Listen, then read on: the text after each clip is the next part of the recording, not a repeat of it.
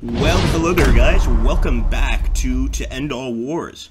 It's been a while since we've done a video here on this series, and I absolutely adore it. We've also really enjoyed all of the feedback you guys have given us, which has honestly helped big time in establishing a front. Now, we've got a lot to do. I definitely want you guys, if you're new, make sure to take a look at the other episodes. Another thing we're going to try to do is we're going to try to basically cut the video once we have that long waiting period in between turns, so you guys don't have to wait as long. Now, you can see that the British Expeditionary Force has landed, and this is a big concern of mine. Now, I'm really tempted to go straight to Antwerp, try to take this area from the enemy, but I think, actually, in this case, we should either go ahead and try to face the British Expeditionary Force over here, or we should charge in to this part of Belgium, into Ghent. There seems to be some fighters there, and that's what I think I'm going to do. There's actually a number of French defenders on that line, so let's do that. We also have what looks like an open area here. Of course, we also want to defend Noothoven, but this force of 697, and this is, of course, way more than 697. I'm guessing maybe a few 100,000 men, but we'll find out during the battle. I can either go ahead and attack with him at Sedan, which I'm actually really tempted to do, or I can maybe try to do something with him. Maybe he can build a depot here, which we do desperately need, but it looks like we've got a depot there already, so I am going to attack at Sedan. We've done a lot of attacking recently and not so much recovery, but we've been winning consistently, so I'm hoping this is the right call, of course. I'm also going to take this unit, the Cavalry Corps, send them in, and actually try to grab another army corps here and send them in as well to the points where I think they need the most assistance. Over here, we definitely want to keep Württemberg right there, not doing anything really. He's already managed to get a number of victories at this point. The only thing I'd want him to do is to build a depot, and as you can see, he's not in a position to do that as of right now. The same thing with Wilhelm von Pruben. He's taken Saint-Mihiel, but he's got problems elsewhere. So I'm actually going to be sending von Pruben down south to Saint-Mihiel, hopefully to relieve this guy, and I'm going to do the same with this army corps here, to actually merge with that unit. We'll also move this army reserve unit forward too, and just send everybody over here to the front. I'm going to try to move this guy by rail. And once again, over here with Josias von Hedingen, I think he's got the luckiest troops because I'm not really going to be attacking with them unless you guys think I should. And there's something else I didn't consider. Where's the other army corps? We are at war with Luxembourg, so I am actually going to be moving, hopefully directly into Luxembourg here to take it. But I don't want to expend too many men doing it. I don't think it's going to be a tough job, so we're not even sending a major general in there. Although we could actually take von Kirchbach and try to move in here, although we're definitely risking the line. So I'm a little worried about this, but we're going to do it anyway, and we want to make sure Kirchbach is on the offensive to take Luxembourg entirely. This is, of course, our army commander, Ludwig von Moltke. Of course, we all know General Moltke, and I think he's in a fine position there, so I'm not going to really mess with him. I think it would probably be a mistake. And now, of course, we jump to our Serbian front, and eventually we'll jump to our very, very dangerous Eastern front, or northern front, if you want to call it that, because they're coming from everywhere at this point, so it's getting pretty crazy. I guess I'm going to keep this general here, try to merge some more units into him, but I'm definitely worried about how we're going to do this. It looks like the Serbs have actually already broken through over here, so I'm moving this general over here and down this way. 64 days, no way. Let's try for 9 days, much better, and stop this break in the line. Over here on the east, this is where we have a better chance of breaking through the Serb lines, but it's not easy. So for now, I'm just going to be sending troops over as much as possible. We might even take some troops over here, like this guy right here, von Hohenschendorf, and what we need to do is try and get some armies into his stack, because there's actually quite a few here, but I think they're all locked, which really sucks. We're going to have to try and find some sort of army that can join a stack. This one definitely can, so I'm going to send them back home here, but eventually we're going to have to move these guys. For now, I'm going to keep them in reserve because so much is happening on the front. We want to be prepared, especially over here. We know that these Russians are leaking out. Sorry, there's no other way to put that. And we want to go ahead and if we can get a depot up, we will. If not, here we go. Beautiful, guys. So we're going to build a depot here. If we couldn't get a depot up, I had other plans, other ideas, and I think one of those is going to be purchasing some reinforcements because our Austrian troops desperately need them, so we're going to buy a bunch of reinforcements. Remember, before we spent most of our manpower on our German corps, and I still want to do that, So let's jump over here to Deutschland. Try to get some elite infantry. If not, let's at least get some regular line infantry. And with the rest of the guys, we just keep them doing what they're doing. I think that's going to be enough for now. Quite a lot of manpower. Ooh, sorry, boys. And let's now go to the Russian front. The Russian front. So over here, we've done pretty well. We've taken a lot of territory, but once again, I'm moving these Austro-Hungarians back to their lines. I think it's time to go ahead, you know, get back to the lines, try and recoup some of the forces. I'm going to do the same with this guy over here, and we're basically going to try to get to these towns we've taken and hold them. Whether or not this is going to work out, I'm not sure, guys. Now, as for the Eastern Front itself, Paul von Hindenburg has been doing a great job by himself. He really has. He's done an awesome job. Nonetheless, we have von Mackensen here, who is kind of defending this area, and I think I'm actually going to put him into a defensive stance and just have him not allow any of the enemy units to get to Danzig. Otherwise, I might even want to attack with von Hindenburg. We've also got this general here, Otto von Bülow. And I'm thinking the best thing to do right now is just keep these guys the way they are. We're not going to mess too much with the East Prussian front, and we're going to hope that it can hold off the massive amount of Russians just storming this way right now. Right now, all of our historical stuff is locked. We're going to have to wait a little bit, but I am going to jump over here to the diplomatic stage, and hopefully we can convince one of these guys to join us. So far, we've already have our diplomats where we need them. We could, of course, try to get some state funds, but I think we're okay on money. I can't honestly see it because my recording screen is taking up the actual money screen. I don't want to mess with it, but I'll check after the end of this episode.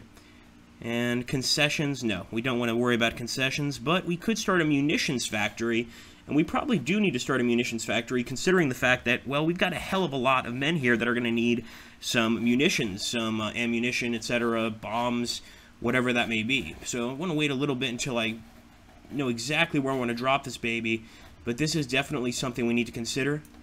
As for now, we're going to end the turn, guys, and hope for the absolute best. You guys know what's happening, so just keep that in mind, and let's hope that this is a profitable adventure. Alright, we're back, guys. Another thing I didn't show is we did move some of our ships into one of the blockade boxes, but we really don't have as many ships as I imagine we would. I think that's probably going to come a little bit later in the campaign, if I'm not mistaken. And as you can see, we have an army in British Africa trying to take it over. I'm starting to think we may have been better off sending one of our diplomats to Portugal, only because Portugal at this time had a lot of colonies. They were very 50-50 initially, but eventually they did join the Western Entente and actually lost, I think, 40,000 men. Someone corrected me in the war. But at this point, I think that might be a little too late. Let's just focus on the front as is, and let's hope that we get some astounding victories. Biggest concern is all those Russians right there that you can see, those massive armies. We've got to start cutting those down, and I think the only way to do it is to deal with this like mincemeat, cut them off, and then attack, and just slowly decimate their forces. But I'm not sure if that's actually going to work. We'll have to see, guys.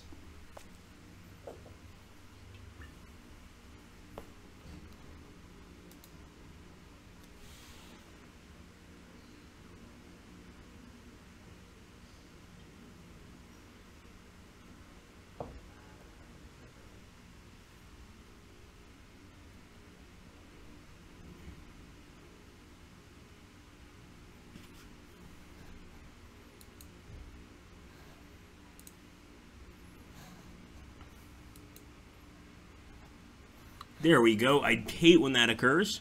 Let's try to get that back panel out of the way. So as we can see here, Austrian defeat 406. So these are small numbers essentially. 406 men lost, 268 men lost on the Russian side. Not really that big of a deal, but it was a defeat, and they did move forward into Stry. Of course, crossing that river, we were trying to keep them on the other side, but easier said than done, and we really do need to come up with a plan here to deal with these Russians because they are doing a lot of damage. So I really want to get the Romanians to join us, or maybe the Turks. Somebody has to help and start putting pressure on all of these Russian areas, of course. Look at that British Expeditionary Force, so many of them on the way. We also had a ship here, but I kept him on a defensive stance right here in the Straits, but let's see what happens.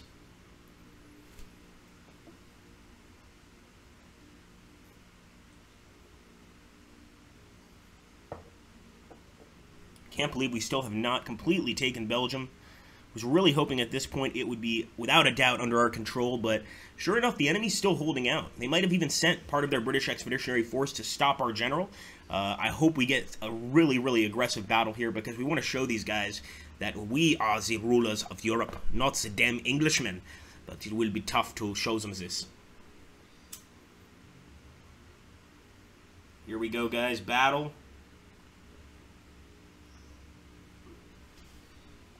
That's a vicious defeat. I mean, there's no other way to put it. We are doing damage to the Russians, but, you know, there's so many more of them than there are of us. Nearly 20,000 dead on our side, and we only killed 9,000 of the enemy soldiers. Still major numbers, but on a static front, with machine guns in front of you, you gotta charge forward, you're always gonna lose some men. So, as long as they keep their kill count higher than ours, we're not exactly winning, my friends.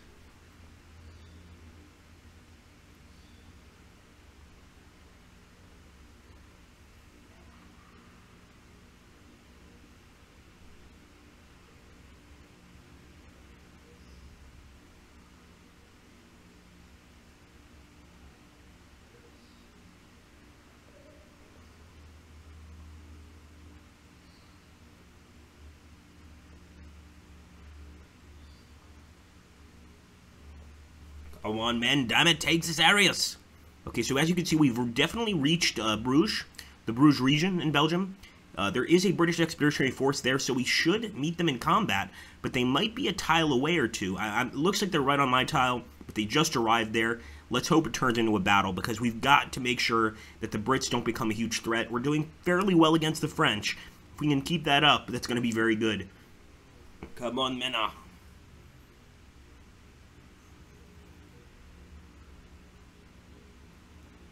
More and more Russian forces spreading themselves out across our Athenian front. Yeah, we absolutely have to do something about this, guys. I'm hoping just the supply and the reinforcements are going to bulk these armies up, because I think that's the only way we stand a chance against the Russians. The other idea is to take those units of ours that have already taken some Russian land over there near Gelche maybe? And just attack east. So here we go. We are fighting the British Expeditionary Force, and we got a victory, guys, again, losing not even 5,000 men, and we killed 20,000 of John P. French's men. That is awesome, and that's going to show the Brits back home that this is going to be a serious war that's not going to be over by Christmas by any means. Once again, our attack into French territory, guys. Remember, we put a lot into this one, but I think we just don't have enough men to break. And we got a German victory at Sedan, guys. Nearly 40,000 French go down. Only 25,000 of Max von Hausen. This has been an incredible general. It was also raining in the forest, so just imagine the mud, the muck, the mire, the downpour. And we're on the offensive, and we managed to win. A lot of the reason is because they're using colonial corps. These are not ranked as high in terms of power, as far as I can tell. It looks like 15, 21, more or less they're ranked. No, they're ranked, yeah, about the same thing, actually. So, in general, the colonial forces would not have had such good weapons, but that's amazing, guys. Nearly 40,000. I can't get over that victory. That's going to help us big time. And now, of course, we're in control of that area in Belgium, so we're cutting off the Belgian lines little by little.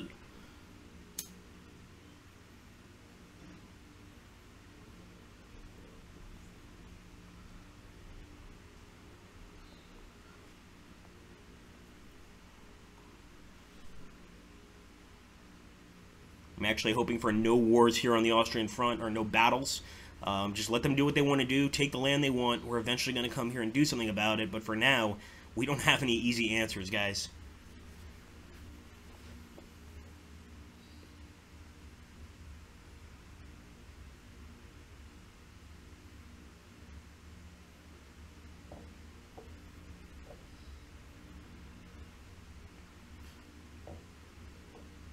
Alright, they're still pouring through, as you can see. One thing we can look forward to was the victory at Sedan. Got another battle here, and this is another offensive. The forts of Nancy, but we have not broken those forts, and it's actually kind of creepy how close our casualties were here. We should probably move back with von Bayern. It won't be the first time he's had to pull back, but definitely a nasty little fight there. And I don't think he's trapped behind enemy lines. We don't have to worry about that. The air war is going on, of course. We're trying to hit mostly the area west of Belgium. But, you know, we're willing to fight just about anywhere with our air companies. And you can actually see one of them on top of our general here. I hope to face some Brits in an air battle, but only time will tell. Alright, look at this, guys. So we do have a lot of... Actually, we do have a nice chunk of land there in Russia. Of course, compared to the entire country, it's probably half the size of the state of Florida, maybe even less. And we need to do something with those armies because these Soviets are... Excuse me, not Soviets, not yet. Give it a few years. These Russians right now are absolutely kicking our ass.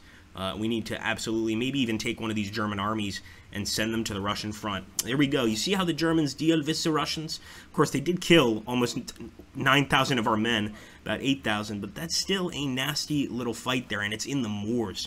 So not the greatest place to be fighting in the first place. A lot of fog. Visibility is probably very poor.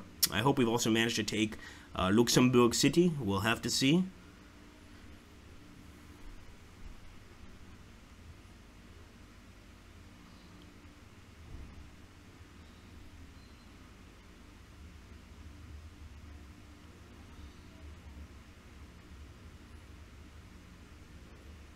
Oh man, they are trying to cut us off. There's absolutely no doubt about that.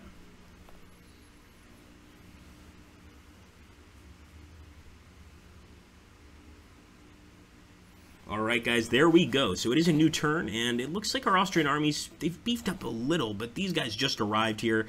I think it's still going to take a lot of money and a lot of love to get these guys back to where they should be. That being said, I want to take a look and see if there are any specific messages. Increased your support in Greece, Romania, etc. So Turkey has joined the Central Powers. Guys, that's what we've been waiting for. Turkey has joined us. So now that we've got the Turks on our side, we have a lot of possibilities. Don't want to declare war on the Bulgarians, but we'll see what happens next turn. And I'm actually going to let you guys decide a little bit as well. If that's the best course of action, to declare war on them, we'll do it. For now, I think we're probably going to send a lot of our forces over here to Israel-Palestine and probably start attacking Egypt. Try to take some of these British holdings in Egypt. But I'm going to let you guys decide, of course, and we'll also take a look at the front. Not only will we take a look at the front, we'll take a look at the casualties. And look at that. We've absolutely broken into the Ardennes. We've got some nice units there, but von Hausen is going to need to be relieved, without a doubt. So I'm going to try to actually send him back here. 10 days. Hopefully he makes it back. And let's take a look at the casualties like we do every single game. So our losses are 698,000, guys. Unbelievable. So almost, well, let's just say 700,000 men. Nice amount of prisoners on both sides. Nearly 2,000 Russians, nearly 40,000 French, English, Belgians, etc., etc. Now, we've killed 540,000 of the Western Entente and 307,000 of the Eastern Entente, guys. So we're getting up to the 800,000s. We're winning in terms of, just slightly in terms of numbers, and while that might not seem like a big deal, it's definitely a big deal. So don't forget to hit that like button, guys, and hopefully soon we will be in Paris.